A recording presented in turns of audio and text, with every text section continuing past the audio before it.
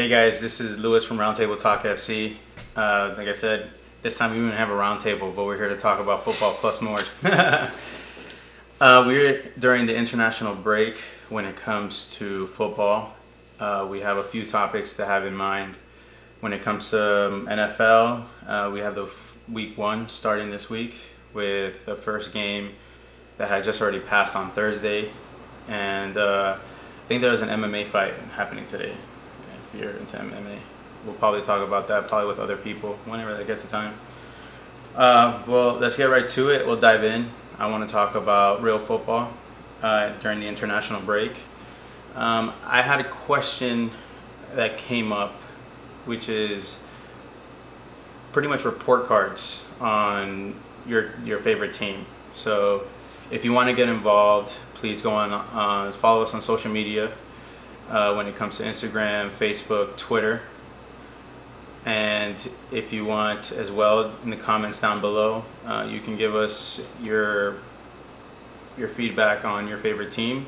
Report cards all the way from the transfer window all the way to this first international break. I have Darian here with me. We're going to be going over all of this plus other topics. So let's dive right in.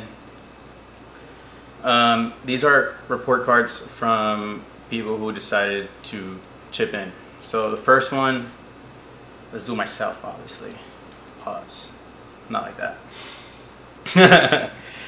So my name is Lewis, as you guys know. I'm from Miami, Florida. I follow and support Manchester United, as is this cat right here.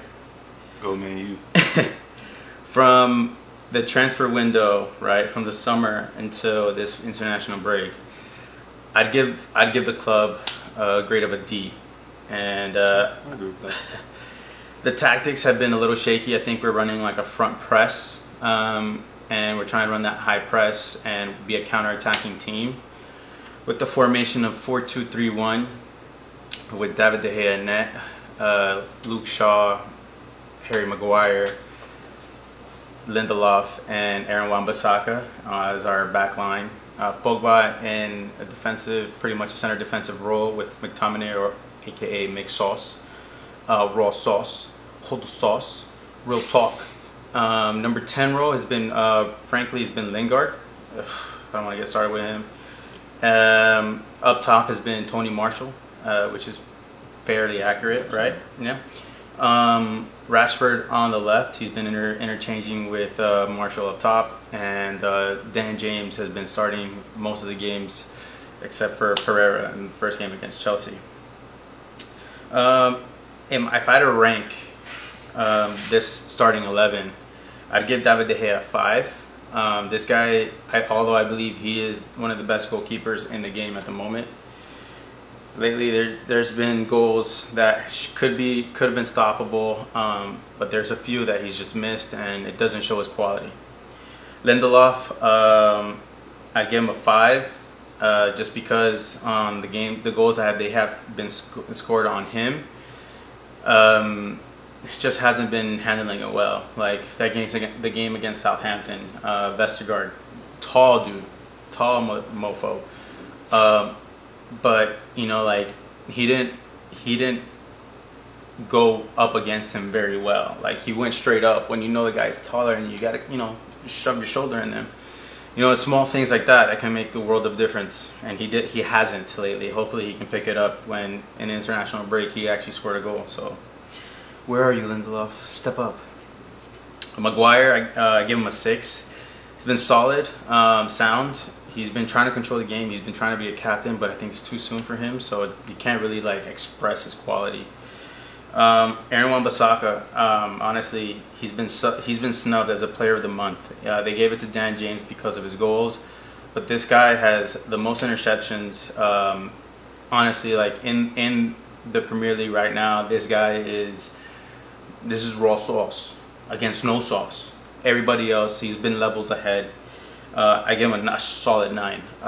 Luke Shaw got injured, so I give him a 5, but he hasn't been given up. You know, talking about the Shaw, bro. This guy's injured again. He's always injured. Like that's pretty much his special ability. Unfortunately, nah, man. I think we're being a little rough on him, but honestly, like it's about that time where Lingard, where it's the guy's young, so to speak. Not Lingard, he's our age. We're in like our late 20s at this point, but he gets hurt. He did really good last season. This season is just he looks like the shaky player in our defensive back line, in my opinion. Mixed sauce, I give him 5. It's hard as a younger player to be doing what is asked of him, but honestly, it's better than Matic. And Matic should be not even nowhere on the team, you know what I'm saying? But he hasn't been doing very well, but he's been all right. And what can we say? We need more midfielders, and if we're relying on McSauce, like you already know that's a problem. Pogba, I give him a 6. We're asking too much of him, and he's playing in a center defensive role. So, like, why? James, I give him a 7. Once again, he won the Player of the Month, and he's pretty much the only one producing goals. He scored 3 goals in the past 4 matches, so I can't really hate on him. Rashford, I gave him a 4. Although he has the goals that he does, he ultimately has been poor, man. Just once again in the game against Southampton, Pogba has set up 2 beautiful spots, like 2 beautiful chances right in front of the goal. Excuse me. One went straight to the goalkeeper, and the other one he shot out of distance. And why is this man shooting on free kicks? This guy thinks he's Ronaldo, and he's pretty much like 19, 20 years old, bro. Like, I'm fed up. Like, it should be Rashford shooting penalties or Martial because he's a striker. He's our number 9, and having Pogba shooting free kicks. Why is this man shooting free kicks? I don't get it. It's just making you look even worse. Martial, I give him a 6. Besides the injury, this guy has been holding it down. But besides the link-up play, he hasn't been getting much service. Chances are there, but hasn't been chances to him, unfortunately, and he's our number 9. It tells you a lot. And then last but not least, Lingard, I give you a sad 2. Just because you're starting games, I give you 1. And then the other fact that they call you Jay Lings, I'll give you the other one. Because other than that, like, this man has been non-existent. He creates space, I get that. But if you're playing a 4-2-3-1 with a number 10 position where you're supposed to be creating, this guy's evading all that gap, in my opinion. So he gave himself a nickname. Jay Lings, bro. He gave himself with the transfers overall, I give United a rating of number 5. That's and yeah, it's a very generous rating. Yeah, brother. It's one of those things where, like, the players that we brought in, amazing. They're pretty much all 3 were candidates of Player of the Month, and that should tell you something. The players that were brought in were good. The players that were kicked out, that Deadwood, amazing. Smalling has been shipped to Italy. Sanchez gone to Italy. Lukaku, yeah, he kicked himself out of like playing a childish game, but he out in Italy. Darmian, Italy. Thank you, Italy. Overall, we love your food and thank you for taking our Deadwood. But we needed to sign midfielders and we didn't. So we're in dire need of that, and it didn't happen. So unfortunately, I got to give you like a 5, 50%. You did have to work. Thanks, Glazers. There is a question that I also asked, if you could bring back one ex-legend or ex-player that's currently active or that has been played before. I'd personally bring back Roy Keane. The man is a legend. The man is a captain. That guy would command every ounce of hard work from minute 1 to minute 90 plus stoppage time, plus how you carry yourself out of there. In this day and age, honestly, I think we need, with all this social media like BS that's going on, people liking posts and things like that, Roy Keane is somebody that we need, a true leader in the game. So that was me to start it off. The second one is my boy Lincoln over there in London. Shout out to you, my brother. We need to see you come down to Miami real quick. Come through. He gives United a grade C. Very generous, obviously. It's our team. He says the tactics is one tricky pony.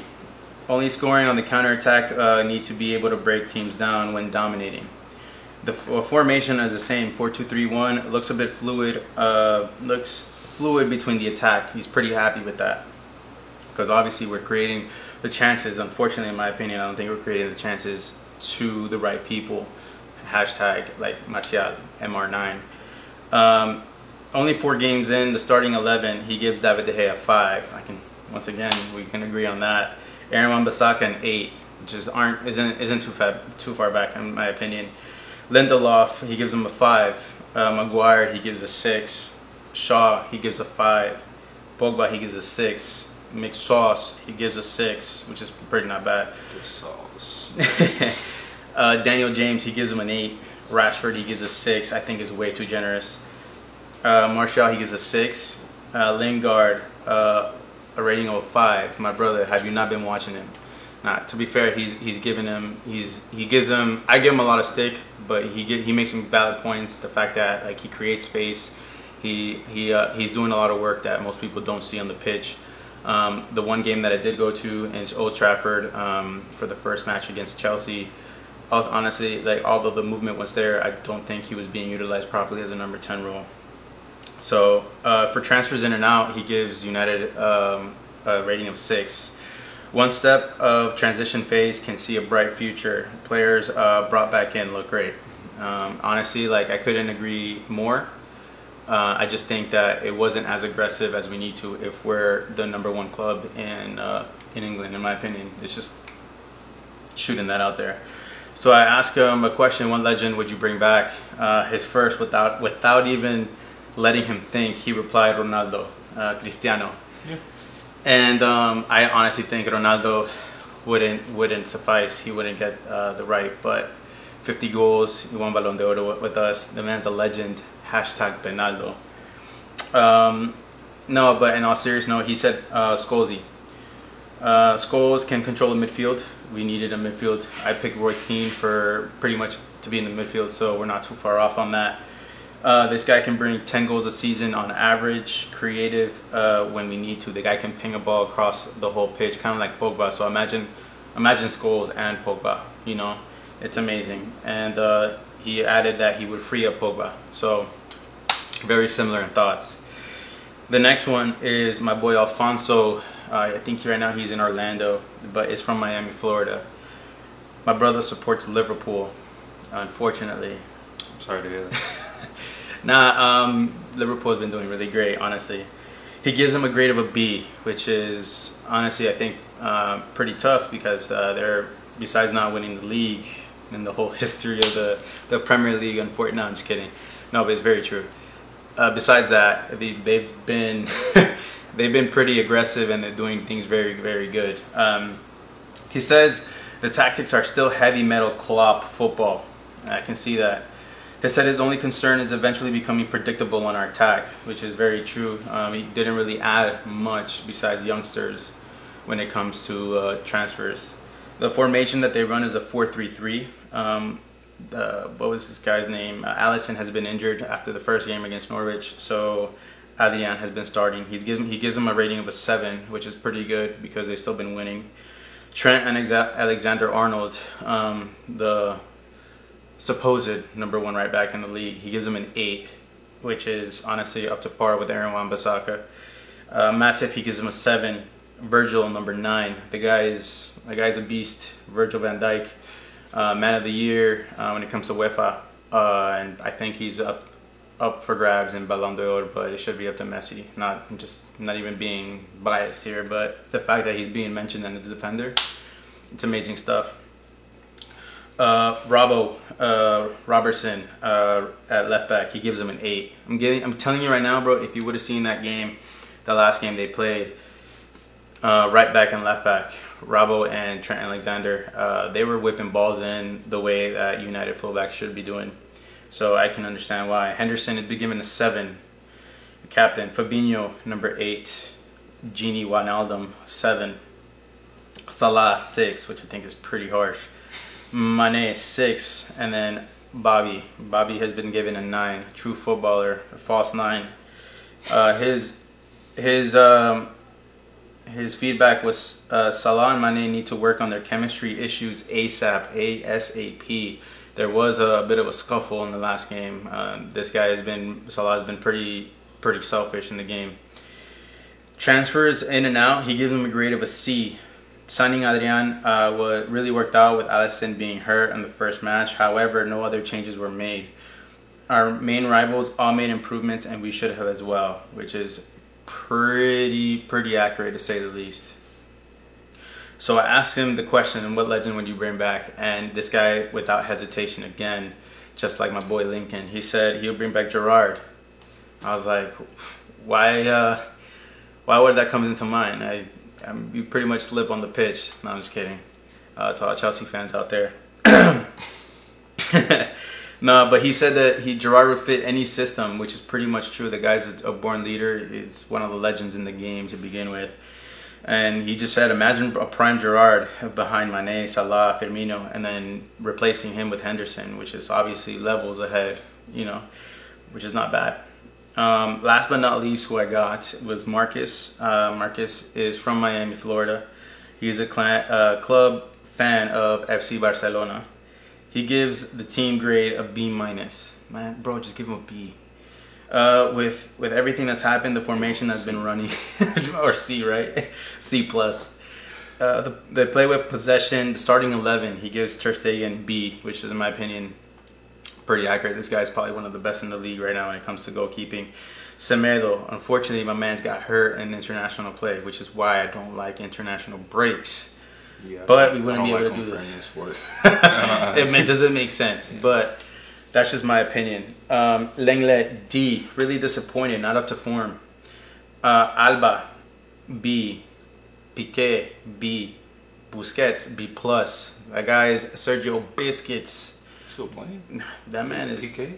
Yeah, bro. Yeah. The crypt keeper, man. Roberto, he's been playing. He gives him a grade of a C. We're not doing the point system, obviously, as you can tell. Don't really trust him as a center mid. De Jong, B, new signing. The guy's been playing outstanding. Perez has been given a grade of a B. Has been great since coming in from the B team. Rafinha, C. I see why they loaned him out, but he's generally a good bench player. Griezmann, C. Sad to say it, but it hasn't been up to expectations. I'm telling you, that guy is all hype. P.S. Andy Fati. I'm hoping on jumping on that bandwagon. A++. Guy's a 16-year-old, okay? Transfers in and out. He says, adding De Jong was great. To me, is a straight 5. Griezmann, I'm not so sure about him, so he gives him a 3. I didn't like Coutinho that he had to leave. He had to carry so much to play. I'm sorry, let me repeat that. I didn't like Coutinho leaving. He had too much to carry for playing at a position that he was not comfortable with, which is pretty accurate. Hashtag Valverde out. Valverde out. And then I asked him the same question about bringing back a legend, and he easily said Puyol. Carles Puyol, clearly because Barca need him right now. Best defensive player ever. The guy's a top player, top sportsman in my opinion. The guy, you see that he loves playing for the game, and a hustler that always plays with heart. Honestly, that's as much as we got for the topics for the report cards. I hope you like them. If you want to get involved, like I said, go on Instagram, go on Facebook, go on Twitter, even comment below. Give us your report card of your team and who you follow. Now we're going to transition to something different right now, and it's more towards the players. Alright guys, so now we're going to be transitioning to something much different, something much more in focus that has been really opinionated with this day and age in 2019/2020. And I really want your input on this because I think this has been blown out of proportion with just the social media aspect of it. So like, for example, as a United supporter, there's been so much going on, right? After the game against Southampton. Not even, I think it was before. Pogba posted just a normal picture. I forgot what it was, but a regular fan in Spanish just goes, ven para Madrid, hashtag Hala Madrid, and the guy liked it. It's obvious that Pogba wants to leave. It's obvious that Pogba is going to leave. What do you think about just him liking that comment and everybody blowing it out of proportion? I don't have a problem with it personally. Why not? Because I've always felt like social media is obviously it's new. Facts. So, like, especially I listen to a lot of older legends, like, or people that have just played the game talk about it, and it's almost like they try to react to it as if it was around when they played. So, to me, it's like it's kind of hard to say how you would act when you didn't have something compared to like when you're watching it from like play out from the third person, and then being like, oh well, I wouldn't do this. Then on top of that. So, but AB, like, so me and my dad like talk about this a lot. I have a personal opinion about the whole athletes or role models thing. Facts, because I think it's forced upon them because they make a bunch of money, which is another topic in itself. But regardless, the game is the game, and I think when you're in the game, you gotta play it. So, to answer your question, like Pogba liking that, like that's gonna like create a distraction. It's gonna cause a problem for the club that you're currently on. Do you think it's necessary? Because like my opinion on that is that we already know United is going through a tough situation. You know that you're a big name player, kind of like AB, and you're out here pretty much causing much more of a problem by liking something. Like it's like AB saying like, yeah, like, Raiders is all great and dandy, but then in the comment section is like, yeah, come to New England, hashtag like New England, and you're liking that. See, but then the other thing is though, like I believe, like soccer is different. You mean like football? Great talk. Yeah. I'm just kidding. But but for real, like the way that the contracts are set up, like they get paid a lot of money weekly. Like what is it? Like $500,000 weekly for some folk. Like that's only for a selected few. But Pogba, how much do you get paid weekly? Like Pogba, like $300,000 or something like that. It's over about like I think over 350 or something along those lines, over 300K a week. So he makes what in a season? Like 20 million, 30 million. Quick maths. No, I don't know. But like so to speak, it's a lot of money. The point is, and then most of it's guaranteed. Like all of it's guaranteed. It is guaranteed. Facts. Yeah. It is None guaranteed. of the money is guaranteed for AB. Like even when Oakland cut him, like the contract he signed, which he hadn't gotten paid any money for that anyway yet, like got voided immediately. So so if he had never got signed again, that'd have been all the money he's ever gotten. Even when he played for the Steelers, all of the money that he gotten, he was never gonna get anymore. They give him it all up front. Compared to other players, like if you're a quarterback, like they give you all of your money guaranteed, no matter how good you are, because Ryan Tannehill got paid $100 million up front, just to name to name one. A sad but like, sad times for us Dolphins. And now he's backing up Mariota, who's also trash. But that's also like another topic. Yeah. But the point is especially like when you look at how much money is in sports, like certain players, especially in the NFL, out of all sports, like just act a certain way. Not that it gives them an excuse, but that's also still getting off topic of the social media part, which is really just the point is like when you have a certain status, and especially you're famous, then you can't really play ignorant.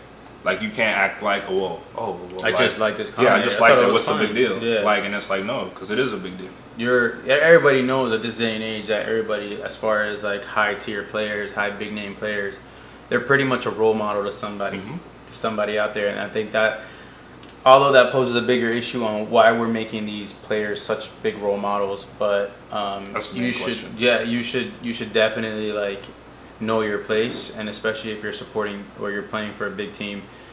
It's not a good look. It says a lot about you, which brings to like the next topic of this other player, Nemanja Matic. He's been on our bench. He's saying that he's constantly a starter up until this year.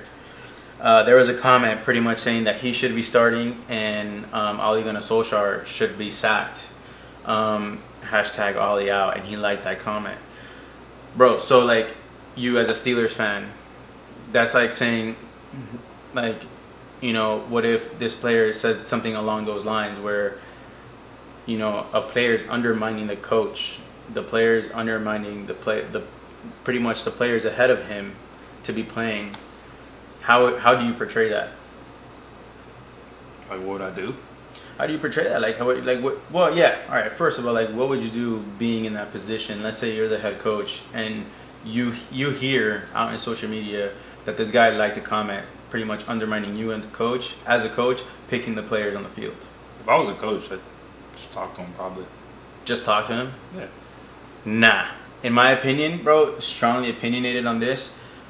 You know, once again, we're talking about social media being a true power, true essence of how you're feeling. If you're liking that comment, you're pretty much undermining the coach, saying, bro, you're trash. So in my opinion, I'll tell whoever is in charge of his contract, bro, smash that up. Forget all that guaranteed money, and you're out on the street, pick another squad, because, bro, you're pretty much telling me that I'm trash and you don't agree with me. Can the coach do that? No, but he can technically tell, like, let's say Ed Woodward, that's pretty much in charge. He's pretty much our director of football. Yo, like, I don't want this player. He can potentially be a bad apple in the garden. You know, he could potentially be this person that's pardon my language, fucking up the chemistry. So yeah, you can talk to him, but like, honestly, do you really need someone who isn't that necessary? It's not like we're talking like a Ben Roethlisberger, where that's like the focal point. Well, I would have got rid of him too, but yeah, that's a different story. But I'm saying, like, this is a player that's honestly not even that serious. Besides the experience, he's a back pass merchant on the game. So I don't know. I honestly, talking to him would be passive, because you're already an experienced player. You know what you're doing. Kind of like Pogba, bro, in my opinion. What do you think? I just think it's kind of hard when you're a coach. Like, you don't want to, because wasn't that the problem with Marino? Was like he came off as too much of a Well, he slated a lot of players. He pretty much told Luke Shaw that, it's him inside Luke Shaw's brain, and it's just Luke Shaw running on the pitch. Like, bro, like, he went from slating him to saying Pogba back from the World Cup. Like, he slated a lot more players. So maybe the scrutiny that Mourinho got was kind of deserved. He tells the truth, but sometimes there's a level of truthness that you tell society and the press. You know what I'm saying? So it's not the same. So I usually try to look at coaching as like, dude, we're just two people. And even though, like, I'm your coach, like, I don't ever want you to feel like, oh, you can't come to me because, like, I'm your coach. Because that's something, like, I always hated, was like having an authority figure that you feel like, dude, if I come to this person, like, they're literally gonna criticize me or like do something to me or hurt me in some type of way, to where it's like, okay, I can't even voice my opinion, which is pretty much like the social media thing.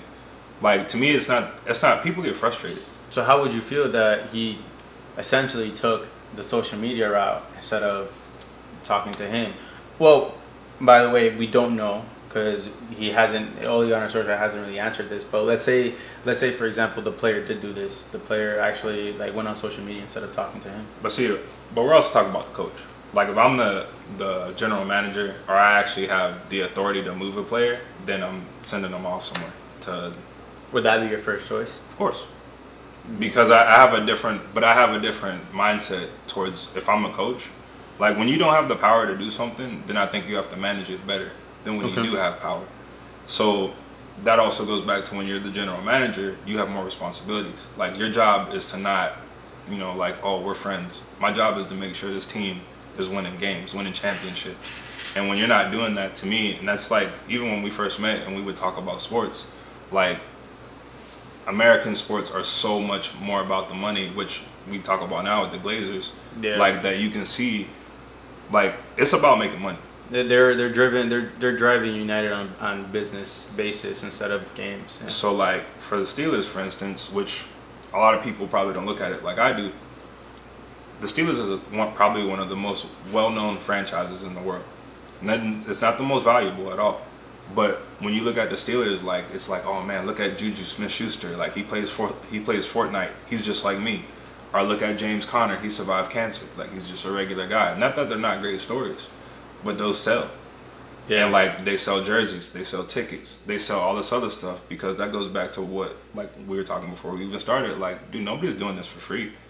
Like that whole like, oh, we're brothers and like all this stuff. Like, dude, you're not doing it for free. You're not sacrificing your body like you were back in high school to do it for nothing. Yeah. It's like, it's for a higher cause, because again, you became a role model. You're making money, so now it's also part of the business of doing things. And to me, when you're a general manager, you're thinking about business, you're thinking about your brand, and being like, you know, and I think a lot of United fans, which is, to me, I like teams that win championships. I mean, it's just success in my opinion. Yeah. But back in the day, before players really got paid what they did, which is why, like, you could tell, like, when we were growing up, like, it was a lot more about pride. Like, it was a lot more about doing this for, like, the area you come from, the place that you come from. Yeah. And it was about having pride in the team that you played for. And that's something that, going back to just watching the Steelers, watching the Lakers, watching United, like the last like few years, like probably about the last decade when we had Rooney. Yeah. Like, it was just like, if we're not winning, then something's wrong, because we might as well just get relegated, or we might as well just not even like do anything. Yeah. I mean, that's just how I view it. Like, I'm very harsh on that. And it's true, because the Glazers, I think their main focus is profits and top four, because if you look at the revenue that the team makes by winning the league, you actually don't get paid much any different than securing a top four spot, which is it's out of my mind, in my opinion. It's so annoying. No, but you pose really good points on that.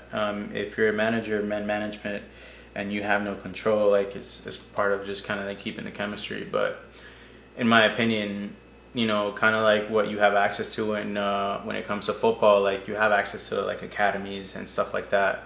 In my opinion, if you're a player and you're doing that, you should honestly, well, if I was a coach, if I was Ole Gunnar Solskjaer, I would pretty much put him with the reserves and move somebody up and pretty much let him kind of like do what Lukaku did. Where this guy was pouting, but in interviews, this guy was pretty much saying like, no, like, Lukaku's fine. He just has a little bit of a niggle. He's hurt, but you know, when you see him, he's on the sidelines running on a treadmill and stuff like that, or on like a stationary bike until he got his move. So this guy is on our last year of his contract. Put him with the reserves. There's other players, there's young players that are more hungry and more aggressive, and I'm pretty sure would do what Ole Gunnar Solskjaer is doing. Kind of like in the sense where if you're in NFL and you're supporting like a team and you're doing that, if I was a coach, I'm putting you in the injured reserve list or something like that, and I would put in a rookie or something like that, because, and honestly, you're not even a starter. You know, you're just somebody that we put in. But then again, football uses a lot more players than we do. So yeah, that's pretty. I think it's the same philosophy though, man. Yeah. Like you can't have people play for you that don't want to play for you.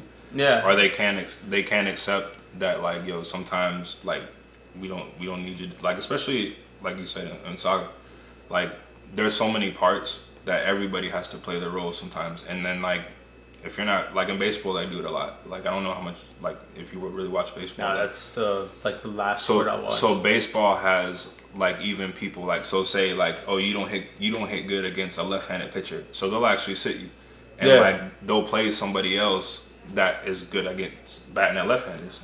But it's not like you suck. It's just like tactics. The next night that they're playing a right-handed pitcher, you're good at hitting them, you'll be back in the lineup. Yeah. And it's like everybody works together it goes back to win. Yeah, right. And but that's what sports were about, always. Like sports were never about, even in the NBA. Like I try to explain to people now, like, dude, when I was growing up, you couldn't just pull up from half court. You'd be on a bench like in no time. Steph Curry's out here doing it for fun. But that's why. So you get a guy that changes the game, and then it's like, oh, okay. Like even look at like Messi and Ronaldo. Like how, like who's been as good as them? Like complete, like they're so good. Like I mean, that's a whole nother topic, and who you think like maybe potentially the third best player, because these guys are on their own pedestal in my opinion. You know, so and it's the same for all, like Jordan, Kobe, LeBron. Like those guys are so much, like the level of talent that they have is so much better than everyone else. Like I just think it's like, dude, they were just made to do it. Like, and that's the only, like, I just think some people, and I don't really think it's even just sports, but whatever. It's like you're almost like a savant at what you do. Like you just feel like the atmosphere and the area like so much better than everyone else. Like when I watch like young Beckham, like making goals from like half field, like it's just like, dude, how do you do that?